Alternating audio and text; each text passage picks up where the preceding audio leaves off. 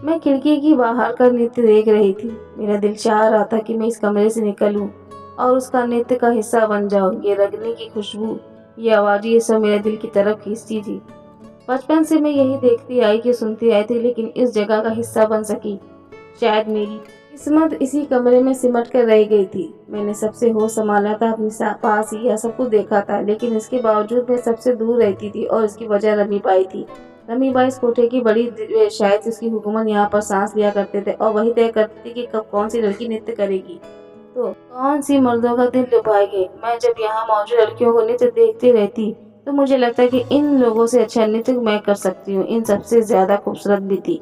मेरे अंदर वो अदाएं थी जो किसी की लड़की में नहीं थी, लेकिन पता नहीं क्या बात है, रीमा बाई मुझे दुनिया की नजरों से छुपा कर रखा था। यहाँ आने वाला हर ग्राहक मेरी मौजूदगी से बेखबर था। काफी देर में नृत्य होते देख रही थी। जब मेरी बर्दाश्त से बाहर हुआ तो मैं खुद ही अपने कमरे में झूमने लगी। मेरे पाँव इतनी तेजी से थिरक रहे थे जैसे मैंने बाकायदा नृत्य सीखा हो, जबकि मैंने बिल्कुल भी नृत्य नहीं सीखा था। इस कोटे की सारी लड़कियों को मुजरा सिखाने के लिए मास्टर जी आते थे। ये रीमा बाई तो मुझे उनके पास भी नहीं जाने देती करती थी। जब मैं नृत्य करके थक गई तो गिर पड़ी। मेरी आंखों में आंसू आ गए। मैं इस तनाव भरी जिंदगी में तंग आ चुकी थी। अब तो मेरा दिल चाहता था कि मैं खुद ही लोगों के बीच जाऊं और बताऊं कि मैं भी हूँ, लेकिन मुझे इस बात की बिल्कुल भी अनुमति नहीं थी कि मेरे कमरे का दरवाजा बाहर से बंद होता था।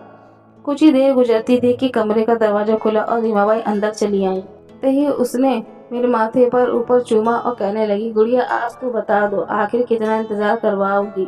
मैंने नफरत से उसे देखा और कहा कि मुझे नहीं पता कि तुम क्या चाहती, तुम्हें क्या जानना मुझे नहीं मालूम। मेरे पास तुम्हें बताने को कुछ नहीं है। मेरी सारी जिंदगी तुम्हारे सामने गुजरी है। पता नहीं फिर क्यों तुम अपने सवालों से मुझे परेशान करती हो। मुझे बाहर जाना है, लोगों से मिलना है। कब तक मैं इस तरह की जिंदगी गुजारूंगी। रीमा बाई ने मेरे पैर लिया और अपनी गोद में रखकर मेरे पैर हाथ फेरने लगी। मुझे प्यार से पुचकारते हुए कहने लगी, मेरी बहुत सेवा करूंगी, सारी जिंदगी तेरी गुलाम बनकर रहूंगी। एक बार बात तो पूछ रही हूँ, क्यों नहीं बताती। देख मेरे बाद तू इस कोठी की मालकिन बनकर बन सकती है। मैं तो तेरे पैर धोकर पीने के लिए तैयार हूँ, मगर तुझे खुद अपने आप पर तरस नहीं आ रहा है। आता तो मैं क्या तुझ पर तरस खाऊंगी। मैंने गुस्से से अपने पैर रमीबाई के हाथों से छुड़वाया और कहा कि नहीं मालूम मुझे कुछ भी नहीं। कितनी बार यही बात कहूँ, बहरी हो गई हूँ, पागल हो गई, समझ में ही नहीं आता मुझे बात सुनकर। रीमा बाई एक फिर अजीब सी नजर मुझ पर डाला और कहने लगी, तू अपनी माँ की तरह जिद्दी है। तेरी माँ ये राज अपने सीने में लिए चली गई और तू भी नहीं बताना चाहती। मैं जानती हूँ तुझे सब मालूम है। तेरी माँ जाते जाते मुझे हर राज बता कर गई है, इसलिए ज्यादा भोली बनने की जरूरत नहीं है। रामाबाई ने नफरत से मेरे चेहरे पर थूका और कमरे से बाहर निकल गई। मैं जानती थी कि वो 2 रातों से पहले नहीं जा आएगी, और आएगी तो फिर यही सवाल पूछेगी। मैं 12 साल की थी जब इस कोठे के नृत्य में एड्स जैसी बीमारी का शिकार होकर माँ मर गई, लेकिन मुझे वह कुछ भी नहीं बता कर गई थी, ना कोई राज ना कोई बात। मैं तो उससे आखिरी समय से बात नहीं कर सकी थी, मगर पता नहीं रीमा बाई के किससे कह दिया कि मेरे पास कोई राज है। वो किस राज के बारे में पूछा करती है, मुझे तो यह भी नहीं मालूम था। मैं तंग आ चुकी थी। वो कभी प्यार से बात करती तो कभी नफरत से थूक देती, कभी मारपीट कर उधर आती तो कभी मेरे लाड उठाने लगती। बस मुझसे किसी भी कीमत पर वो राज चाहिए। रामीबाई चली गई थी और एक बार फिर किसी अंधेरे कमरे में रह गई थी, जहाँ मेरी माँ ने सिसक सिसक कर दम तोड़ दिया था। मेरे बाप कौन था मुझे नहीं मालूम, लेकिन मेरी माँ बहुत अच्छी औरत थी। उसे हालात ने यहाँ पहुँचा दिया और हालात से लड़ते लड़ते वह मर भी गई थी। जाते जाते वह मुझसे कही गई थी कि जो पाप में भरी जिंदगी मैंने गुजारी है, मैं चाहती हूँ कि कभी उसका साया तुझ पर ना पड़े। जब तक मेरी माँ जिंदा थी उसने सबसे लड़ झगड़ कर मुझे इस कोटे की रंगीनी से बचा कर रखा था। उस वक्त रीमाबाई हर वक्त माँ को डराती और मुझे यहाँ से ले जाने की कोशिश करती थी। वो माँ से यही कहती थी कि तेरी बेटी सोने की चिड़िया है और ये चिड़िया मुझे लाखों रुपए की कीमत दिलवाएगी। माँ हर बार सामने आ जाती और रीमाबाई से कहती कि अगर मेरी बेटी को हाथ भी लगाए तो मैं तुम्हारी जान ले लूंगी। माँ की जिस दिन मौत हुई थी मुझे लगा कि मेरे सर से किसी ने छत छीन ली हो। मुझे डर सताने लगा कि अब रीमाबाई मेरे साथ क्या करेगी। मुझे यकीन था वो मेरे पास आएगी, मेरा हाथ पकड़ते हुए खींचकर ले जाएगी और किसी गिरह के आगे फेंक देगी। लेकिन हैरत तो मुझे उस वक्त हुई जब रीमाबाई ने ऐसा कुछ नहीं किया। पता नहीं माँ के मरने के बाद ऐसा क्या हो गया था कि रीमाबाई ने एक बार भी मुझे उस कमरे से नहीं निकाला था। वो तो किसी राज खोज में पड़ गई थी। अब वो राज जो मेरी माँ के मालूम था और रमी बाई को भी लगता था कि वो राज मुझे मालूम है। मेरी माँ को मरे हुए 7 साल होने वाले थे कि मैं 18 की हो गई थी और अब तक इसी कमरे में थी। गुजरते 7 सालों में कुछ भी नहीं बदला था, ना मेरी तन्हाई, ना रीमा बाई की सवालात। और कई बार मैंने यहाँ से भागने की कोशिश की थी, लेकिन उस कोठे की ऊंची दीवारों को फांगना हर जैसी मासूम लड़कियों के बस की बात नहीं थी। यहाँ हर तरफ रीमा बाई के आदमी लगे हुए थे जो हम लड़कियों पर कड़ी नजर रखते थे। और फिर जब रीमा बाई को पता चला कि मैं यहाँ से भागना चाहती हूँ तो उसने मुझे पर और ज्यादा कड़े पहरे रखा दिए। उस दिन के बाद तो मेरा सांस लेना भी मुश्किल हो गया। 2 दिन के बाद फिर से गुस्से में फिर रीमा बाई मेरे कमरे में आई। मेरे पैरों में खुला पानी से धुलाने लगी और फिर मुझे पायल पहनाते हुए कहने लगी, देख तुम्हारे पैरों पर कितनी जस्ती है। ना सोचो अगर मैं घुंघरू बांधकर तुझे नृत्य करने दूंगी तो कैसी फीलिंग बांधेगी, या आने वाला हर ग्राहक तेरा दीवाना हो जाएगा। क्या तुम नहीं चाहती कि तुम्हारी भी भरी कीमत लगे इस कोठे में। मैं तुम्हारी खास हैसियत की इनकी बात मैं अपनी बड़ी बड़ी आंखों से उन्हें देखने लगी। अच्छी तरह जानती थी कि उसकी अगली बात क्या होगी, वही हुआ। रीमा बाई ने फिर से ये बात देती और कहने लगी कि बस एक बार तो बात बता दो, तुम्हारी माँ ने मरने से पहले तुम्हें क्या बताया था। इस बार तो मैंने रीमा बाई के मुंह पर थूक दिया और कहा कि नहीं मालूम मुझे कुछ भी, और अगर पता होता तो मैं तुम्हें कुछ ना बताती। पता नहीं क्यों मैं गुस्से से ऐसा कह गई, जिसकी वजह से भी वो गुस्से में भर गए। उसने मेरे मुंह पे 2 थप्पड़ मारे थे। मारा सर बाल टेबल के नीचे टकरा गया। उसका आंखें सोलह उगल रही थी। उसका बस चल रहा था कि मेरी जान ले लेती, लेकिन शायद वो राज इतना कीमती था कि इतना कुछ होने के बावजूद वो मेरी जान नहीं ले सकती थी। रामी बाई मुझे बंद करके चली गई। मैं बिस्तर पर लेट गई। मेरे माथे से खून बह रहा था, लेकिन तकलीफ का एहसास बिल्कुल भी नहीं था। शायद मैं इस तकलीफ से आदी हो चुकी थी। अपनी माँ के तकिए पर आंसू बहाते हुए मैंने सोचने लगी कि किस राज की बात करती है। ऐसा क्या पता था कि मेरी माँ को जो रीमा बाई के लिए जानना एकदम जरूरी है कि मैंने उसके मुंह पर थूक दिया। फिर भी मैंने उसने मेरा गला नहीं दबाया। ये सोचते सोचते मेरा सर में टीसे उठने लगी। अक्सर ही मेरे सर दर्द होता है, लेकिन ये टीसे तो आज बढ़ती जा रही थी। शायद ये इस चोट का असर था जो टेबल के टकराने पर सिर पर गिर पड़ी थी। लेकिन मेरी नज़र मेरे हाथों पर पड़ी तो मेरे लाल हो रहे थे। शायद दर्द की शिद्दत से मैंने मुट्ठियां बंद कर ली थी और इसी का नतीजा था। मैं अपने सर जोर से तकिए पर मारने लगी। शायद इस दर्द का कुछ कम हो जाए। काफ़ी देर गुजरी, लेकिन दर्द था और कम ही नहीं हो रहा था। और फिर कमरे का दरवाज़ा खुलने की आवाज़ आई तो मैं चौंक उठी। ऐसा कभी नहीं हुआ था कि एक ही रात में रीमा बाई को 2 बार कमरे में आई हो। कुछ सच में वो मेरी जान लेने आई थी, यह सोचकर मैं घबरा गई। मेरी नज़र दरवाजे पर जमी हुई ताला खुला था और फिर मैंने देखा था कि दरवाजा खोलकर अंदर आने वाली रीमा बाई नहीं बल्कि चंपा थी। वह इस कोठे की एक पुरानी तवायफ थी। मेरी आज तक वो कभी मेरे कमरे में नहीं आई थी। देर पहले ही तो गुस्सा से निकलती थी, या क्या थी कि मैं हैरान नजरों से उसे देख रही थी। उसका ये क्या मत काम था। क्या रीमा बाई ने उसे यहाँ भेजा था या वह मुझे मारने के लिए आई थी। फिर वो वही सवाल पूछने आई थी जिसका जवाब रीमा बाई को नहीं मिल पा रहा था। एक ही बात को कोई और ही है। वो बिल्कुल चोरों की तरह मेरे कमरे में आई थी। आते ही उसने दरवाजा वापस बंद कर लिया था और दबे पांव मेरे बिस्तर पर चली आई थी। मुझे यकीन हो गया था कि वो रीमा बाई की नज़र बचाकर यहाँ आई थी। वो मेरे बिस्तर पर बैठी और मेरे सर से निकलना था, मगर चंपा ने अंदर देखकर मुझे लग खून देखकर अपने अपने दुपट्टे को फाड़कर मेरे सर पर पट्टी बांध दी। टेबल पर रखा गिलास उठाकर मुझे पानी पिलाया। मेरे माथे को चूमकर कहने लगी, पता है गुड़िया, तुझे मुझे बेटी की तरह प्यारी हो। तुम्हारी माँ ने मेरी पक्की सहेली थी। हम दोनों हमेशा साथ रहते थे। वो तुम्हें लेकर बहुत तुम इस कोठे की नृत्य करो, तुम्हारे मर्दों को बिस्तर के रखैल बना। तुम्हारी माँ का एक अच्छी औरत थी, उसे तुम्हारा बाप यहाँ गया था। तुम्हारी माँ का संबंध एक बहुत गरीब परिवार से था, लेकिन तुम्हारी माँ बहुत ही खूबसूरत थी और यही देखकर तुम्हारे बाप ने उससे शादी की थी। लेकिन दूसरी शादी उसके एक रईस गाड़ी से की थी, जिसने अपने घर वालों से छुपकर तुम्हारी माँ को बीवी बना लिया। और फिर जब तुम्हारे बाप के घर वालों को पता चला कि तुम्हारे बाप ने एक गरीब लड़की से दूसरी शादी की है, उन्होंने तुम्हारे बाप को मजबूर किया कि वो तुम्हारे माँ को छोड़ दे। तुम्हारे बाप अक्सर अपनी याशी की खातिर हमारे कोठे पर आया करता था, इसलिए जब उसे तुम्हारी माँ को छोड़ने का कहा गया तो उसने सोचा क्यों ना हम लगे हाथ पैसा भी बना लिया जाए। उसे तुम्हारी माँ से मोहब्बत की थी, नहीं तो वो बस वक्ती तौर पर अपनी ख्वाहिश पूरी करना चाहता था।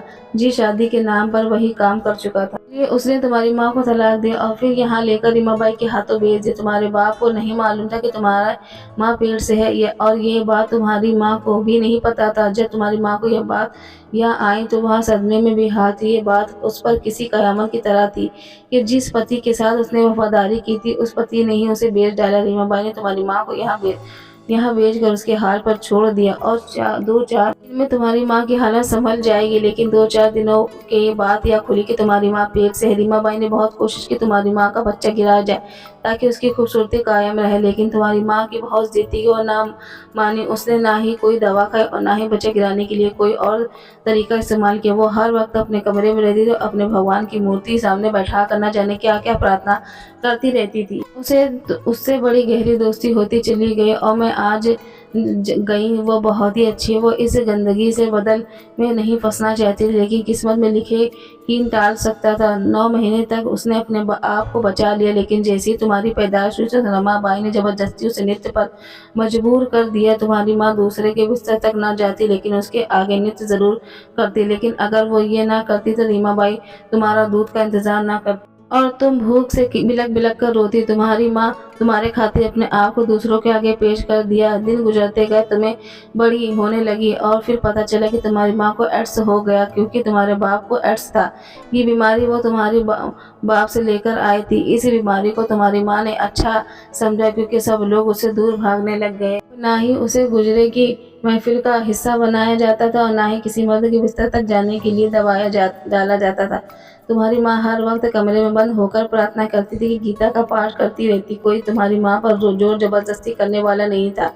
रीमाबाई तो खुद ही उससे मीलों दूर भागती थी। और फिर भी बाई के एक दिन पता चला कि तुम्हारी माँ के पास कोई राज है जिसकी वजह से इस कोटे में बहुत ही नुकसान पहुंच रही है। रीमाबाई नकद बार तुम्हारी माँ से कहा कि वो राज मुझे बता दो, मगर माँ ने कभी जुबान न खोली और यहाँ तक कि वो दुनिया से चली गई और जाते जाते वो राज मुझे बता गई। उसे इतना समय नहीं मिला कि वो तुम्हें कुछ बता पाती, लेकिन यह बात रीमाबाई को नहीं पता चला कि उसे यही लगा कि तुम्हारी माँ ने मरने से पहली सारी हकीकत तुम्हें बताई, इसलिए वो तुम्हारे पीछे पड़ गई। लेकिन यही बात है हमारे लिए अच्छी थी कि रमीबाई को यही लगे कि वो रोज तुम्हारे पास है, इसलिए मैंने जुबान न खोली, क्योंकि जब तक तुम उसे राज नहीं बताओगी वो तुम्हें कोई नुकसान नहीं पहुंचाएगी, तुम्हें किसी ग्रह के हवाले नहीं करेगी, ना ही नृत्य के लिए मजबूर करेगी, बल्कि हथेली का छाला बना के रखेगी। वो राज मेरे पास है गुड़िया, जिसके लिए तुम सालों से रोती आई हो, जिसकी वजह से तुम इस कमरे में बंद हो, और जिस राज को जानने के लिए रीमाबाई तुम्हारे पाँव तक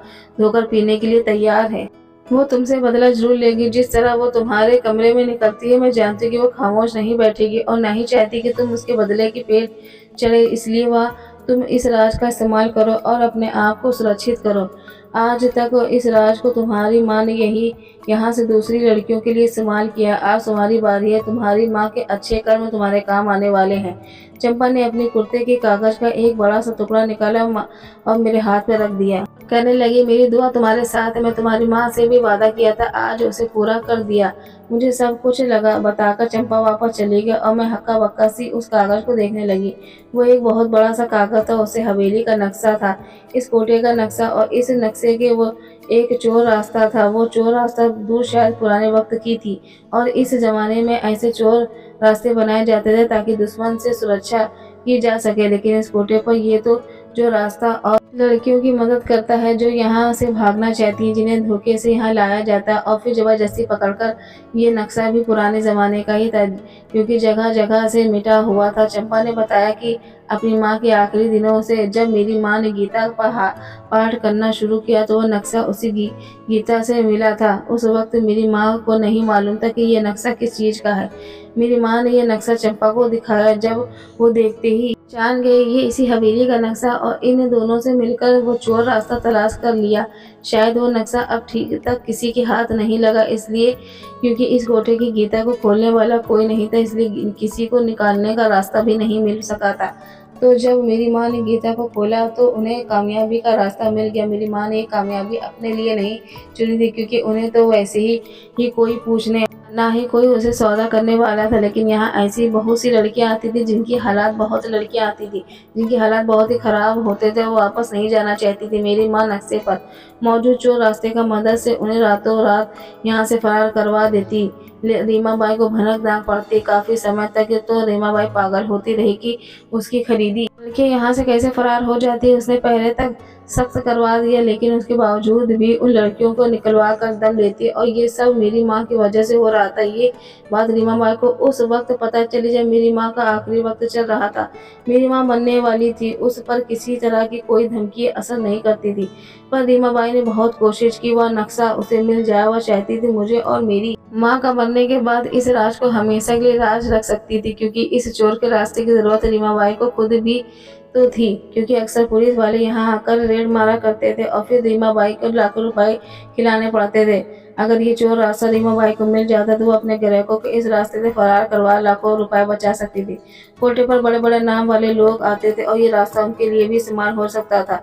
इस रास्ते का पता चलना रीमा बाई को लाख रुपए का फायदा पहुंच सकता था, इसलिए उसने मेरी जान नहीं ली थी, बल्कि मेरे पाँव धोकर पीने लगी। अब ये नक्शा मेरे हाथ लग गया था और मुझे उसे फ़ायदा उठाना था। मुझे इस गंदगी के ढेर से निकलना था और कुछ ही देर में मुझे समझ में आ गया था कि यहाँ से बाहर जाने का रास्ता मेरे कमरे से ही, जिस सेल्फी में है जिसमें माँ की गीता और भगवान की मूर्ति रखी थी, उसी सेल्फ में ही खुफिया दरवाज़ा खुलता है। ये दरवाज़ा एक सुरंग की तरह रास्ते से होकर शहर से बहुत दूर सड़क की तरफ जाकर झाड़ियों के बीच निकलता था। मैंने इस नक्शे को वापस गीता में रख दिया, और जो कोई भागना चाहे तो अपने लिए खुद रास्ता तलाश कर लेगा, और मैं खुद इस नक्शे पर बने रास्ते के ज़रिए उस हवेली से बाहर निकल आई थी।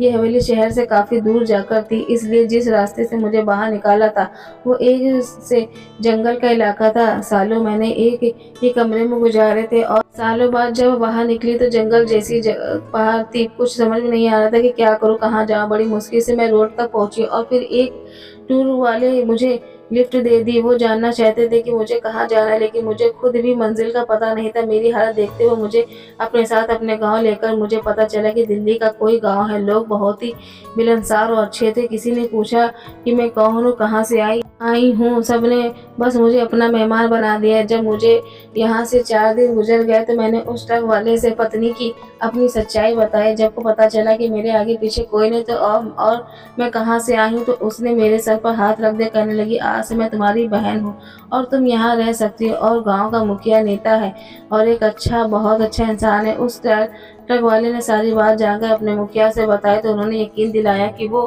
रीमा बाई के खिलाफ कार्रवाई जरूर करेंगे और लड़कियों को खरीदना फरोख्त के खिलाफ आवाज उठाएंगे। उन्होंने ऐसा ही किया। रीमा बाई के खिलाफ FIR भी दर्ज करवाई और मुझे गवाह भी बना दिया। लेकिन यहाँ कानून की पकड़ इतनी मजबूत नहीं है कि कुछ दिन हवालात की हवा खाने के बाद रीमा बाई फिर दोबारा अपने कोटे पर पहुंच गई थी, और पहले से ज़्यादा मजबूत होकर गई थी। मगर मैं कभी कभी सोचती थी कि जिस इंसान को आज़ादी चाहिए होती तो उसे आज़ादी मिल सकती है। अगर कोटे पर आने वाली लड़की अपने हालात पर भगवान से प्रार्थना करे तो उस कोटे से निकलने का रास्ता खुद ब खुद मिल जाएगा। मैंने अभी इस दुनिया मामले से को भगवान और उसके भक्तों पे छोड़ दिया।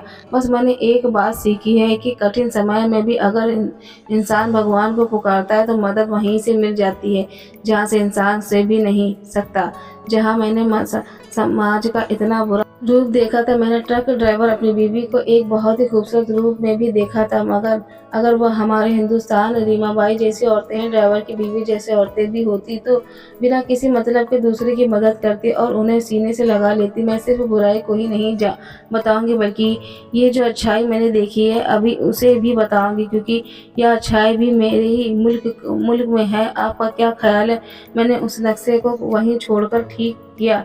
क्या कभी गीता खुलेगी और उस रखने से मदद मिलेगी? क्या हमारे मुल्क में ऐसी तवाइफों के लिए कोई कानून नहीं है जो मासूम लड़कियों को खरीद कर फरोख्त करती हैं? क्या वाकई हमारे मुल्क में सबसे कानून सबके लिए एक है? और जवाब आप लोगों को मालूम है और मुझे भी। लेकिन मैं चाहती हूँ कि कानून की पकड़ इतनी मजबूत हो कि फिर किसी भी बेटी की बेचने की हिम्मत ना कर सके। कहानी कैसी लगी ज़रूर कमेंट में बताइएगा। वीडियो को प्लीज़ लाइक करें, शेयर करें और चैनल को सब्सक्राइब करें। धन्यवाद।